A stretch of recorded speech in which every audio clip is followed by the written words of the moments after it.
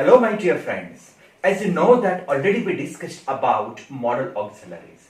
And in modal auxiliaries, we discussed about a very important modal auxiliary, that is would. But now, when we use that would with be, with have, and with been, what the meanings are, how the meanings get changed, that thing today we are going to discuss.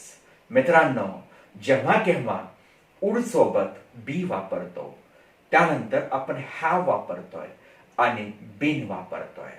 नक्कीच याचे जे येणारे अर्थ आहेत ते आपल्याला लवकर अर्थ कळत नाहीयेत. तर हेच अर्थ आज आपण या ठिकाणी समजून घेणार आहोत. तर मित्रांनो, हे सगळं काही समजून घेण्यासाठी मी तुम्हाला सर्वांना विनंती करतोय की तुम्ही हा व्हिडिओ शेवटपर्यंत बघावा. आणि हो, जर शेवटपर्यंत पाहिलात, I am sure all the confusions would be sorted out. So my dear friends, so we are going to begin. Let's begin. आपण सुरुवात करतोय. तर बघा, जेव्हा आपण वुड आणि फक्त क्रियापदाचं पहिलं रूप वापरतोय आणि जेव्हा आपण कंडिशनल सेंटेन्सेस मध्ये बोलतोय, कंडिशनल वाक्यांमध्ये आपण बोलतोय, तेव्हा त्याचा येणारा अर्थ. For example, I would go there. मी तिकडे गेलो असतो. I would talk with him. मी त्याच्याशी बोललो असतो. I would earn lot of money. मी खूप सारे पैसे कमवले असते. पण यासाठी कुठलं तरी एखादं पास्ट मधलं काहीतरी बॅकग्राऊंड, काहीतरी सिच्युएशन, त्याच्यावर ही सिच्युएशन डिपेंड, म्हणजे ते झालं असतं तर हे मी केलं असतं. अशा पद्धतीने आपण सिच्युएशनल बोलतोय आणि उडच्या समोर आपण क्रियापदाचा पहिला फॉर्म वापरतोय आणि म्हणतोय मी हे केलं असतं. पण मित्रांनो, हाच जर उड बी सोबत वापरला गेला किंवा याच उड सोबत बी वापरला गेला, बी मीन्स असणे, बी मीन्स बिकम, होणे. जेव्हा केव्हा आपल्याला होणे किंवा असणेबद्दल बोलायचं असतं तेव्हा अँड दॅट टू जेव्हा आपल्याला पास्ट मधला बोलायचं आहे की असतो मी, झालो असतो, मीन्स हाव, काहीतरी असतं, काहीतरी सिच्युएशन फेवरेबल असती तर ती मी झालो असतो, अशा पद्धतीची कंडिशन आहे. आणि ही कंडिशन सांगण्यासाठी असतो, बिकम म्हणजे झालो असतो, हे म्हणण्यासाठी बीचा उपयोग आपण वुड सोबत करतोय आणि म्हणतोय जर मी 12वीत अभ्यास केला असता, if I studied well in 12th, I would be a doctor. Me doctor झालो असतो. मी जर प्रॅक्टिस व्यवस्थित केली असती, I would B cricketer. Me cricketer झालो असतो. पण आज मी क्रिकेटर नाही किंवा मी डॉक्टर ही नाहीये. जस्ट आपण बोलतोय मागे हे केलं असतं, झालं असतं, मी झालो असतो, तो झाला असता. अशा पद्धतीने आज आपण फक्त पास्ट मधल्या शक्यतेवर आज आपण फक्त इथे बोलतोय आणि म्हणतोय I would B doctor, I would B scientist. पण कधी हेच काही केलं असतं तर मी ते झालो असतो, पण आज मात्र मी नाहीये. म्हणून काहीतरी झालो असतो किंवा कोणीतरी काहीतरी झाला असता हे सांगण्यासाठी उड सोबत आपण बी वापरतोय आणि वाक्य बोलायला लागतोय. त्यानंतर मित्रांनो, बी म्हणजेच जेव्हा आपण ते टू बीचं क्रियापद असं कन्सिडर करूया आणि ते उड सोबत वापरूया, उड बीच्या समोर जेव्हा आपल्याला क्रिया वापरायची असेल, लेट मी रिपीट, वुड-बीच्या समोर जेव्हा आपल्याला क्रिया वापरायची असेल तर मित्रांनो इथे करावं लागेल काय, जेव्हा टू बीच्या क्रियापदासमोर आपण क्रिया वापरतो तेव्हा त्या क्रियेला आयएनजी लावतो. तुमच्या लक्षात असेल, present continuous tense, past continuous tense, future continuous tense, am is are, was were, shall be, will be, त्याच्यानंतर येणाऱ्या क्रियेला आपण आयएनजी लावलाय. आणि हे सगळे जे क्रियापद आहेत हे सगळे बीचे क्रियापद आहेत. आणि इथे मात्र आपण डायरेक्ट बी वापरणार आहोत, म्हणजेच असणे असं म्हणण्यासाठी हा बीचा आपण या ठिकाणी डायरेक्ट उपयोग करतोय आणि म्हणतोय I would be, I would be playing cricket for nation. मी देशासाठी क्रिकेट खेळत असतो. पण ती फेवरेबल सिच्युएशन असती तर, मी कन्सिस्टंट राहिलो असतो तर, मी टीम मध्ये राहून खूप प्रॅक्टिस केली असती तर, आय वुड बी. त्यानंतर he would be earning good amount of money. तो चांगले पैसे कमवत असता, पण तो आता कमवत नाहीये. काहीतरी केलं असतं तर तो काही चांगले पैसे कमवत असता. She would be waiting for me. ती माझी वाट बघत असती. She would be waiting for me. अशा पद्धतीने वुड बी या समोर आपण क्रियेला आयएनजी लावतोय मित्रांनो. त्यानंतर जेव्हा केव्हा त्याच उडबीचा उपयोग त्याच एखाद्या उडच्या वाक्याचा जर आपल्याला पॅसिवाइज करायचा असेल, for example, I would purchase BMW. Me BMW खरेदी केली असती. याचा जेव्हा आपल्याला पॅसिवाइज करायचा असेल तेव्हा मात्र एक गोष्ट आपल्याला लक्षात घ्यावी लागेल. या ठिकाणी परत पॅसिवाइज करत असताना बी म्हणजेच वुड बी आणि त्यासमोर क्रियापदाचं तिसरं रूप आपल्याला घ्यावं लागेल आणि म्हणावं लागेल माझ्याकडून ती क्रिया केली गेलेली असती. म्हणजेच कोणाकडून तरी ती क्रिया केली गेलेली असती असं जेव्हा आपल्याला म्हणायचं असेल तेव्हा आपण उडबीच्या समोर आपण क्रियापदाचा तिसरा रूप वापरतोय आणि आपण असं म्हणतोय ही would be arrested bye police. तो पोलिसाकडनं अरेस्ट केला गेला असता, पण नाही झालं. त्याला अरेस्ट नाही केली. काहीतरी तिकडे सिच्युएशन घडली आणि तो त्याच्यातून वाचला, पण त्याला पोलिसांनी अरेस्ट केली असती. पॅसिवाइज आहे. BMW would be purchased by me. माझ्याकडनं BMW परचेस केली गेलेली असती, पण मी नाही केली. He would be hurted by me. तो माझ्याकडनं हर्ट केला गेलेला असता. अशा पद्धतीने आपण या ठिकाणी पॅसिव्हचं स्ट्रक्चर वापरतोय, म्हणून उडबीच्या समोर आपण क्रियापदाचा तिसरा रूप वापरतोय मित्रांनो. तर हा भाग झाला आपण उड सोबत बीचा वापर करून एक भाग येथे आपण संपवलेला आहे. यानंतर मित्रांनो पुढचा भाग समजून घेण्यासाठी you have to remain till the end. तर चालू करतोय आपण व्हॉट, हॅव. त्याआधी मी तुमच्याशी सांगतोय, तुमच्याशी बोलतोय. इफ यू वॉन्ट और इफ यू विश और if you like, hit on the button of that like. And one more thing, भविष्यात असेच व्हिडिओ जर मिळवायचे असतील तर चॅनलला सबस्क्राईब पण करायला विसरू नका जर तुम्ही नवीन असाल. आणि त्या बाजूला असणारा जे बेल आयकन आहे त्याला पण प्रेस करा, म्हणजे जे काही व्हिडिओज असतील त्यांचे सगळे काही नोटिफिकेशन्स तुम्हाला मिळतील. हो, तर आपण सुरू करतोय व्हॉट, उड सोबत have.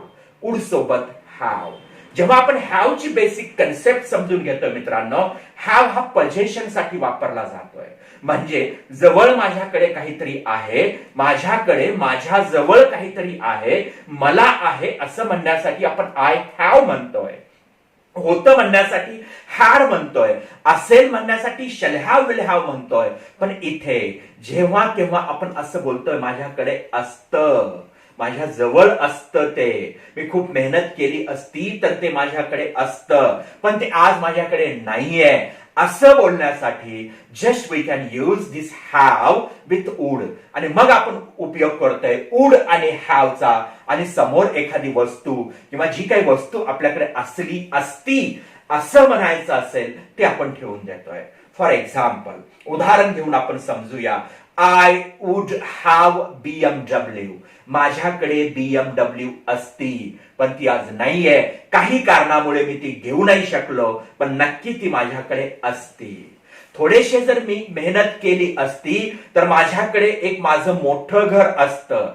I would have my big house. माझ्याकडे मोठं घर असतं, पण ते नाहीये. आत्ता आपण बोलतोय माझ्याकडे हे असतं, माझ्याकडे ते असतं, माझ्याजवळ ते असतं, हे सगळं काही आत्ता बोलतोय. पण मित्रांनो हे आपल्याकडे काहीही नाहीये, पण मागचा जो भाग आहे, आज कदाचित आपण पश्चाताप करत असो किंवा मागच्या आठवणी आपण काढत असो किंवा मागच्या गोष्टींना आपण मिस करत असो आणि किंवा मागच्या आठवणींना आपल्या आयुष्यात काय काय झालं आणि ते जर झालं असतं तर, ते जर झालं नसतं तर, हे असतं किंवा ते असतं किंवा मी असतो किंवा माझ्याकडे असतं किंवा मी ते केलेलं असतं किंवा ते मी करत असतो, अशा संकल्पना बोलण्यासाठीच या वुड सोबत आपण हॅव किंवा बीचा उपयोग इथे करून घेतोय.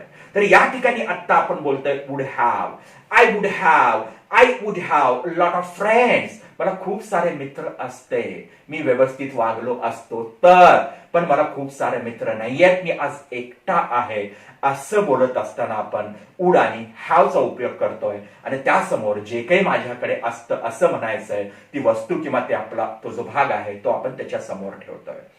त्यानंतर मित्रांनो, जेव्हा वुड, हॅव आणि त्यासमोर आपण क्रियापदाचं तिसरं रूप ठेवतोय, जेव्हा क्रियापदाचं तिसरं रूप हॅवच्या समोर येतंय, म्हणजेच टू हॅवच्या क्रियापदाच्या समोर येतंय, तेव्हा मित्रांनो तुम्हाला आठवत असेल, जेव्हा आपण प्रेझेंट परफेक्ट शिकलाय, पास्ट परफेक्ट शिकलाय किंवा फ्युचर परफेक्ट आपण शिकला, तेव्हा हॅवच्या क्रियापदासोबत आपण क्रियापदाचं तिसरं रूप घेतलं आणि त्याचा अर्थ आपण सांगितलेला होता, केलेलं आहे, हॅव डन केलेलं होतं, हॅड डन केलेलं असेल, शल हॅव, विल हॅव डन.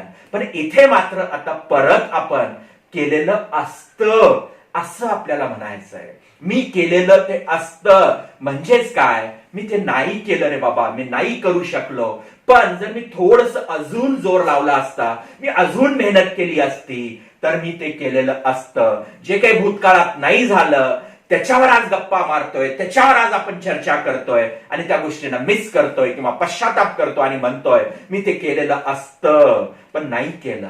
अशा सिच्युएशन मध्ये आपण वुड हॅव आणि मग समोर क्रियापदाचा तिसरा रूप ठेवतोय. तुम्हाला माहितीये हॅव, हॅज असे हेल्पिंग वर्ब आले की आपण त्याच्या समोर क्रियापदाचं तिसरं रूप ठेवत असतो आणि त्याच पद्धतीने या ठिकाणी वुड हॅवच्या समोर आपण या ठिकाणी क्रियापदाचं तिसरं रूप ठेवतोय आणि म्हणतोय I would have achieved my target. मी माझं टार्गेट अचीव केलेलं असतं पण नाही केलं. त्याचं कारण मी मेहनत नाही केली, मी काम नाही केलं. I was not consistent, so I didn't achieve my target. पण थोडा कन्सिस्टंट असतो. If I would be consistent, बघा, if I would be consistent right, तर I would have achieved my target. मी जर कन्सिस्टंट असतो तर मी माझं टार्गेट अचीव केलेलं असतं. I would have saved enough money. मी इनफ मनी म्हणजे पुरेसे पैसे सेव्ह केलेले असते. कधी, जर मी खर्च केलेला नसता तर. I would have saved enough money. Would हॅवच्या समोर आपण क्रियापदाचं तिसरं रूप वापरलं मित्रांनो. त्यानंतर आणखी एखादं उदाहरण जेव्हा आपण बघूया, he would have reached there in time. तो तिकडे वेळेवर पोहोचलेला असता, पण कधी, जर तो घरून लवकर निघाला असता तर. पण तो घरून लवकर निघाला नाहीये आणि तो तिकडे वेळेवर पोहोचलेला नाहीये. आता मात्र फक्त आपण पश्चाताप व्यक्त करतोय आणि बोलतोय अशा सिच्युएशन मध्ये वुड हॅव आणि मग त्याच्या समोर आपण क्रियापदाचं तिसरं रूप वापरतोय, म्हणजेच would have done, would have completed, would have reached, would have टॉट. अशा would have completed, me complete केलेलं असतं. मलाही एखादी फेवरेबल कंडिशन असती तर मीही माझं एज्युकेशन पूर्ण कम्प्लीट केलेलं असतं, पण सिच्युएशन फेवरेबल नव्हती आणि म्हणून मी माझं एज्युकेशन पूर्ण केलेलं नाही. असं जेव्हा म्हणायचं असेल, केलेलं असतं, I would have completed my education. तर अशा पद्धतीने वुड हॅव आणि क्रियापदाचं आपण तिसरं रूप वापरलं मित्रांनो. जेव्हा केव्हा याच वुड हॅव सोबत बीचा थर्ड फॉर्म वापरायचा आहे.